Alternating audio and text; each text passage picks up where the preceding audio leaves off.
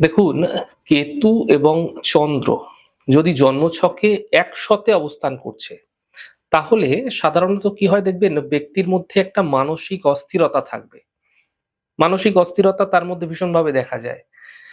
তো চন্দ্র যেহেতু মনের কারক, তো কেতুর সঙ্গে চন্দ্রের অবস্থান হলেই কিন্তু তার মানসিক অস্থিরতা, চঞ্চলতা দেখা যাবে।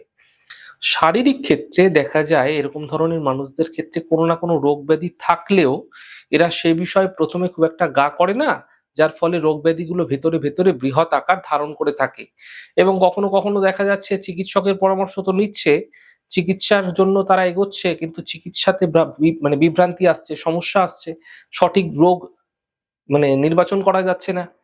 তো চন্দ্র আমাদের শরীরে জলীয় তত্ত্বকে নিয়ন্ত্রণ করে, আর হরমোনাল সিস্টেমকে নিয়ন্ত্রণ করে থাকে মূলত শুক্র। তাই হরমোনকে নির্দেশ করে শুক্র যেহেতু, তাই শুক্রকেও কিন্তু এক্ষেত্রে দেখার প্রয়োজন পড়ে যায়। যদি চন্দ্র কেতু কারো একত্রে রয়েছে, সেক্ষেত্রে শুক্রের সঙ্গে কোনো সম্পর্ক আছে কিনা, শুক্রের সঙ্গে যদি কোনো সম্পর্ক থাকছে তাহলে হরমোনাল সমস্যা নিশ্চিতভাবে আসতে দেখা যায়। এছাড়া চন্দ্র কেতু যুক্ত থাকার ফলে মানসিকতার মধ্যে একটা গভীর ভাবনা দেখা যায়, যার ফলে তার মানসিক অ্যাংজাইটি, দুশ্চিন্তা, নিদ্রা, ছোট ছোট বিষয়ে সর্বদা ভাবনা চিন্তা, অস্থিরতা, চঞ্চলতা মনের মধ্যে দেখা যাবে। তো ডিপ্রেশনের মতো রোগ হতেও দেখা যায় যদি এরকম ধরনের কম্বিনেশন কোনো জন্মছকে পাওয়া যায়।